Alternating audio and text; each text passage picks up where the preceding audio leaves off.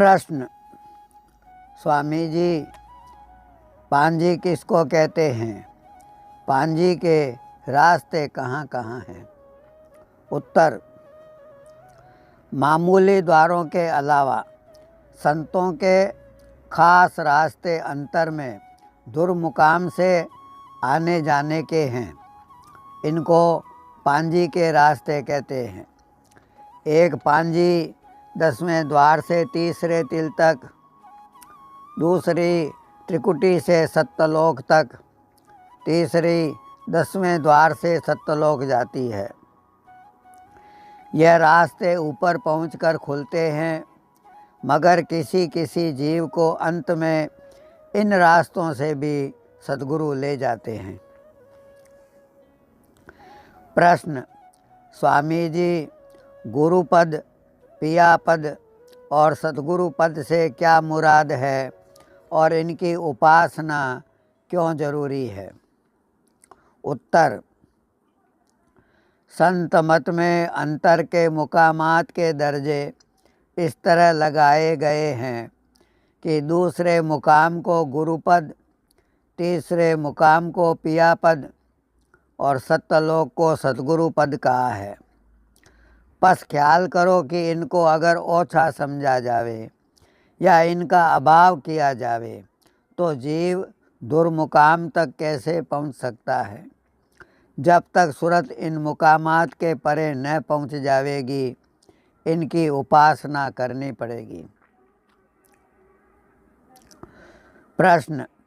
स्वामी जी, संत मत की उपासना में क्या क्या बात मालूम होनी जरूरी है?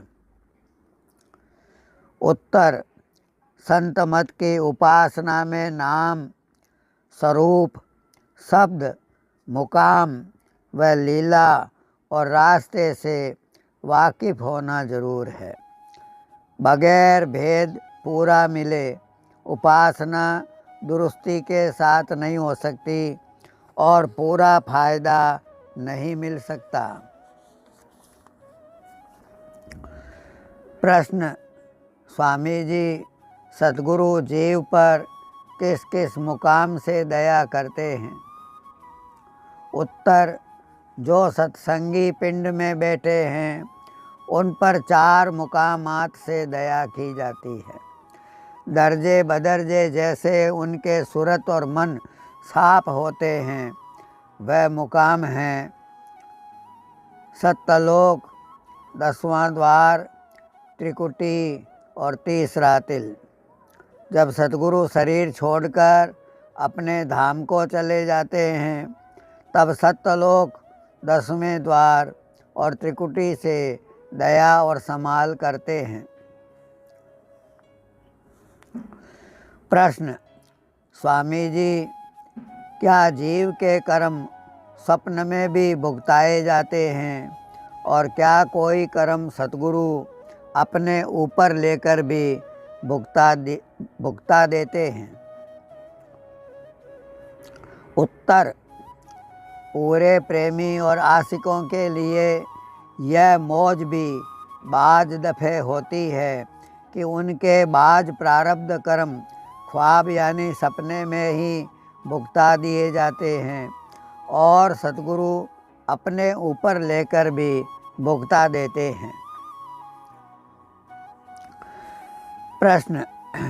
स्वामी जी, अगर अपनाया हुआ जीव अकाल मृत्यु मरे तो उसका क्या हाल होता है और जोगी अकाल मृत्यु मरे या खुदकशी करे तो उसका क्या हाल होता है? उत्तर। सत्संगी अगर अकाल मृत्यु मरता है उसको सद्गुरु संभाल कर अंतर में बासा देते हैं और अगर जोगी खुदकुशी करे या अकाल मृत्यु मरे तो जोग उसका भ्रष्ट हो जाता है और अपना कर्म भुगत कर नर्तन में फिर आकर जो क्रिया बाकी रह गई है उसको करनी पड़ती है। प्रश्न। स्वामी जी, तीसरे तिल को अष्टदल कमल किस लिए कहा है? उत्तर। तीसरे तिल को अष्टदल कमल इसलिए कहा है कि रजोगुण का रंग पीला, सतोगुण का श्वेत, तमोगुण का श्याम, लाल व हरे रंग की एक एक पंखड़ी, श्वेत, श्याम और पीला, इन तीनों की दो दो पंखड़ियाँ, कुल 8 दल का कमल हुआ। प्रश्न, स्वामी जी क्या ऊपर के धनियों की दया यहाँ के किसी जीव पर होती है? उत्तर, 16 सुतों में से किसी किसी का प्रतिबिंब किसी किसी जीव पर इस देश में पड़ा होता है। इन जीवों को संत अपनाकर और जीवों के साथ पार कर देते हैं। प्रश्न, स्वामी जी सरगुण और निर्गुण कहाँ कहाँ लगाए जाते हैं? उत्तर, सरगुण और निर्गुण कई जगह लगाए जाते हैं। अव्वल पिंड सरगुण, तीसरा तिल निर्गुण, फिर तीसरा तिल सरगुण और शेष दल कमल निर्गुण, फिर शेष दल कमल सरगुण, त्रिकुटी निर्गुण, फिर त्रिकुटी सरगुण, 10वां द्वार निर्गुण और इसके आगे संतों का देश है। प्रश्न, स्वामी जी अंतःकरण में शीशा, घड़ा, ईंट और दीवार क्यों कर घटते हैं? उत्तर, महात्माओं ने अंतःकरण को इस तरह भी लगाया है। बुद्धि शीशे के समान, चित्त घड़े के समान, मन ईंट और अहंकार दीवार के समान है। प्रश्न, स्वामी जी अनुभव के तरह का है? उत्तर, अनुभव 3 तरह का है। अव्वल बीती का अनुभव जो अपनी कमाई से हासिल हुआ। दूसरा देखी का अनुभव जो औरों का हाल देखकर पैदा हुआ। तीसरा अनुमानी अनुभव होता है और कवीश्वरों का अनुभव प्रारब्ध कर्मों के अनुसार बुद्धि का होता है। प्रश्न, स्वामी जी इस देश में कोई नकल या नमूना मानसरोवर का है या नहीं?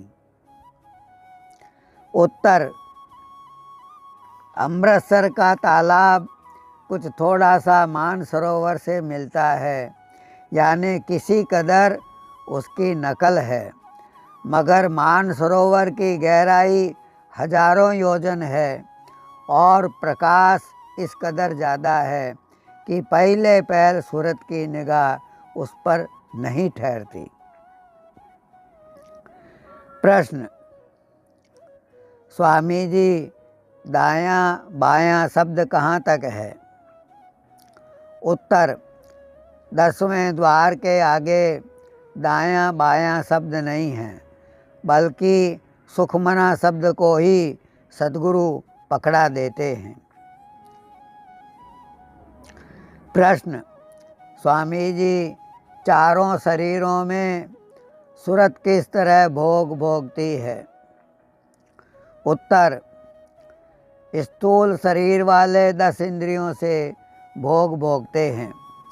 लिंग शरीर वाले नासिका इंद्री से, सूक्ष्म शरीर वाले नेत्रों से और कारण शरीर वाले श्रवण से रस लेते हैं। प्रश्न, स्वामी जी चेतन के कितने दर्जे हैं और उनमें क्या फर्क है? उत्तर, सत्यलोक और उसके ऊपर चेतन का सिंध है। सुरत चेतन 10वें द्वार में, जड़ चेतन तीसरे तिल में और समान चेतन वृक्ष वगैरह में है। प्रश्न, स्वामी जी नर और मादा की हद कहाँ तक लगाई जाती है? उत्तर, नर और मादा जैसे इस नर सृष्टि में है, ऐसे ही नर्तन से अस्तावर खान तक नर और मादा चले जाते हैं। प्रश्न, स्वामी जी, संत मत में नारियल को किस तरह घटाया जाता है? उत्तर, संत मत में नारियल को इस तरह घटाया जाता है कि अनामी अगम व अलग तो खुशबू, सत्तलोक घी, भंवर गुफा महाशून्य गूदा सफ़ेद, 10वां द्वार लाल झिल्ली वाला गूदा, त्रिकुटी नारियल, सहस्दल कमल बालों वाला हिस्सा और तीसरा तिल वृक्ष। प्रश्न, स्वामी जी, अंतर में सतगुरु का स्वरूप कैसा है? उत्तर, अंतर में जो तीसरे तिल से सत्यलोक तक सतगुरु स्वरूप है, वह शब्द रूप भी है और नूरी देह स्वरूप भी है। प्रश्न, स्वामी जी, स्वयंभू मनु, शत्रुपा रानी और ध्रुव जी को दर्शन मालिक ने अंतर में दिए या बाहर दिए? उत्तर, स्वयंभू मनु, शत्रुपा रानी और ध्रुव जी ने सुनाकर हट करके मालिक का तप किया। उनको संत या साध नहीं मिले थे। मालिक ने उनको यह फल दिया कि अंतर में तीसरे तिल में उनका सिमटाव करके सहस्दल कमल के नीचे उनकी प्रार्थना के मुआफिक दर्शन चतुर्भुजी रूप में दिया। लोगों ने बाहर समझ लिया। प्रश्न, स्वामी जी, पालंग का क्या शुमार है और 8 पालंग दीप से क्या मुराद है और कहाँ है? उत्तर, पालंग का यह हिसाब है कि इस मृत्यु लोक से लगाकर गुरुपद तक एक पालंग है।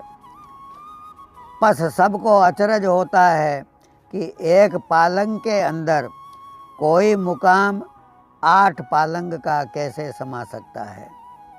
इसका भेद यह है कि शेत शून्य 5 तत्व और 3 गुण के ऊपर है, इसलिए इसको 8 पालंग दीप कहा गया।